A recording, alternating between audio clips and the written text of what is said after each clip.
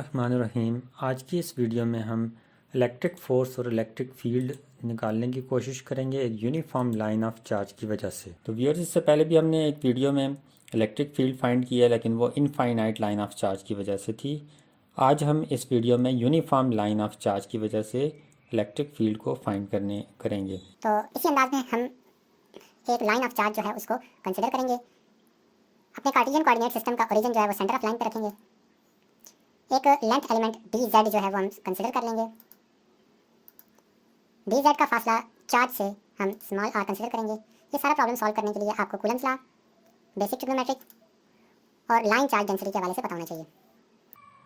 तो हमारे पास सबसे पहले एक लाइन ऑफ चार्ज है जिस पे चार्ज यूनिफॉर्मली डिस्ट्रीब्यूटेड है।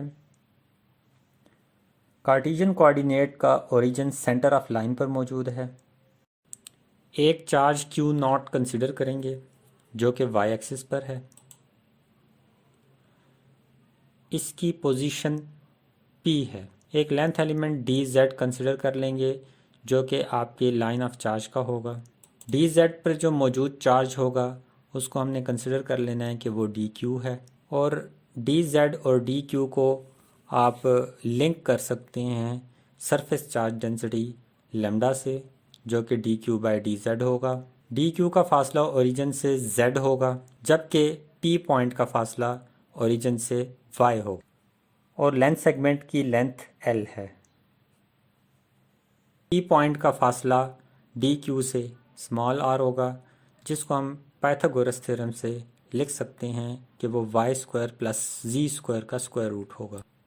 अगर डी क्यू नॉट चार्ज के ऊपर फोर्स डी एफ लगाती है तो डी एफ के दो कंपोनेंट्स बनाए जा सकते हैं, एक उसका वाई कंपोनेंट और दूसरा जेड कंपोनेंट।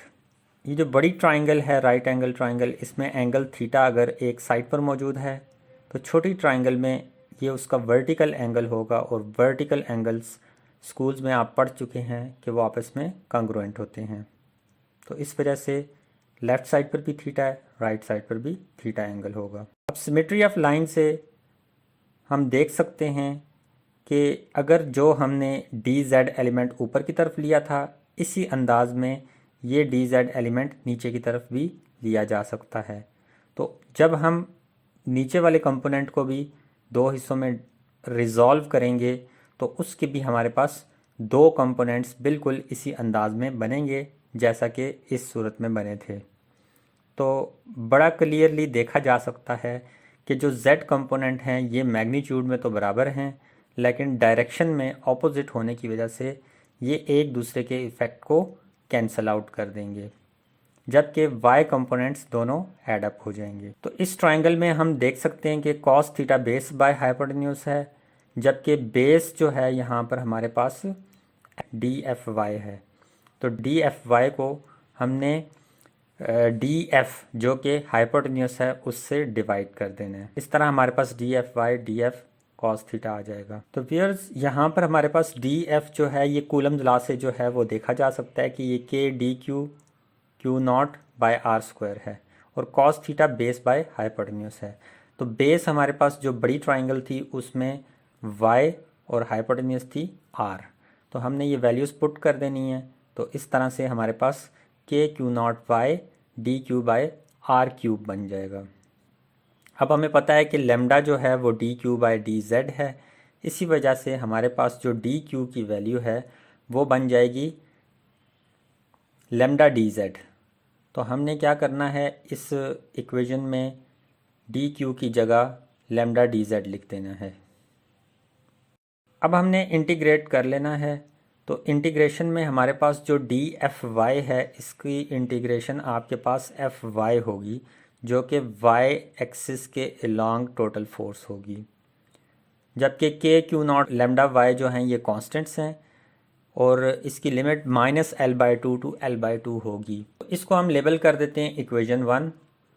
सबसे पहले हम इस इंटीग्रल को सॉल्व कर लेंगे। तो व्यूअर्स, इसमें आप देख सकते हैं कि जो आर है ये हमने फिगर में देखा था कि ये हमारे पास वाई स्क्वायर प्लस जी स्क्वायर है, तो मैंने इसको रिप्लेस कर दिया है। और इस इंटीग्रल को सॉल्व करने के लिए मैं कुछ सब्स्टिट्यूशन मेथड यूज़ करूँगा। तो सबसे पहले मैं पुट कर देता हूँ z की जगह y tan थीटा, इसका differential y secant square theta D theta हो जाएगा। और लिमिट्स पर क्या असर पड़ेगा, जब आपकी लोअर लिमिट होगी -l/2 तो -l/2 y tan थीटा के इक्वल होगा और थीटा हमारे पास tan इनवर्स ऑफ l/2y होगा।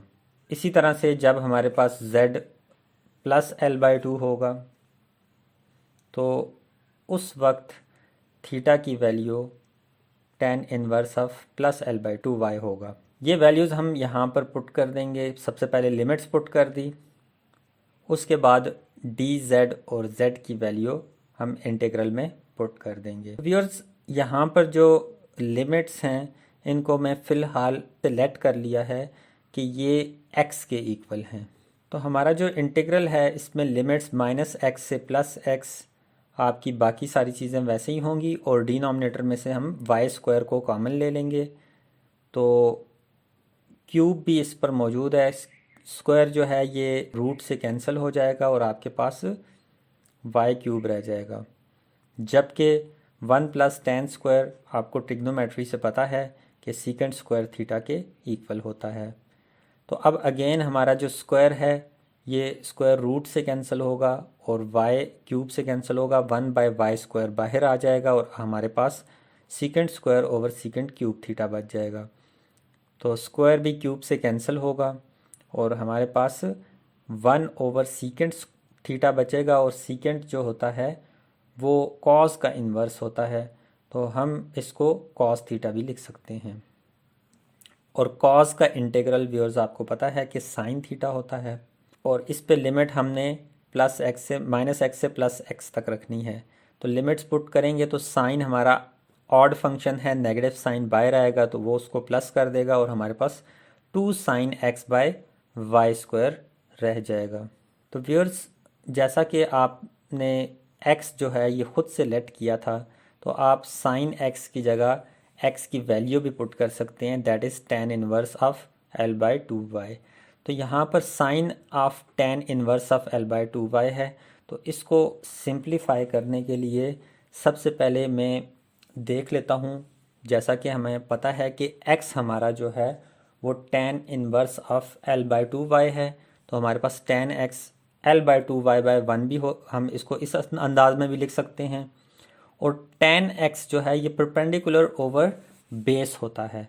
तो व्यूअर्स, अगर थीटा हमारे पास x होगा तो हमारे पास परपेंडिकुलर उसका l/2y होगा, क्योंकि tan x by definition perpendicular over base होता है। बिल्कुल इसी अंदाज में आपको पता है कि जो साइन, अगर ये tan x है तो अगर इसके बजाय sin x होता तो वो हमारे पास परपेंडिकुलर ओवर हाइपोटेन्यूस होता।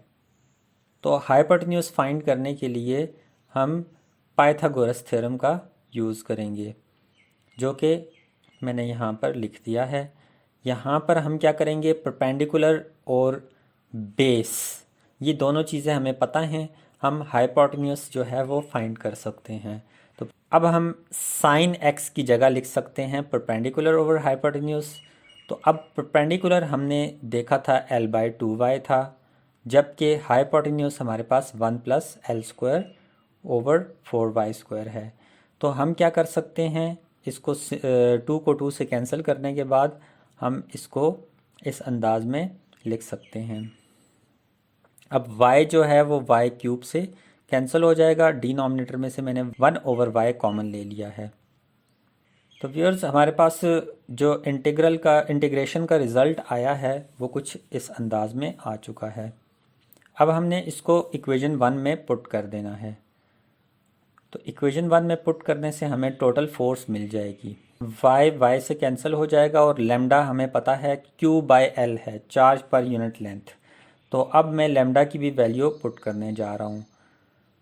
तो हमारे पास जो L है वो दूसरे L से जो कि न्यूमरेटर में मौजूद है उससे कैंसिल हो जाएगा। तो हमारे पास फाइनल रिलेशन बन जाएगा Q0/y² प्लस l²/4। अब चूंकि हमें पता है कि K जो है ये कूलम कांस्टेंट है जो कि 1/4πε0 के इक्वल है, तो इस तरह से हमें फाइनल रिजल्ट मिल जाएगा। जो कि बिल्कुल आपकी HRK की बुक में जो गिवन है इक्वेशन 25.15 उससे मुमासिलत रखता है। तो व्यूअर्स, अगर हमें इलेक्ट्रिक फील्ड फाइंड करनी हो तो आप देख सकते हैं कि ये जो चार्ज Q0 है, अब इसकी ज़रूरत हमें नहीं रही, क्योंकि हमने इस पर फोर्स अप्लाई नहीं करनी, बल्कि हमने देखना है इस पर फोर्स कितनी एग्जर्ट हो रही है। तो व्यूअर्स, यहाँ पर हमने पॉइंट P कंसिडर किया था, तो हम P पॉइंट के ऊपर चेक करते हैं कि इलेक्ट्रिक फ़ोर्स कितनी होगी। तो ये electric force on unit charge होगी।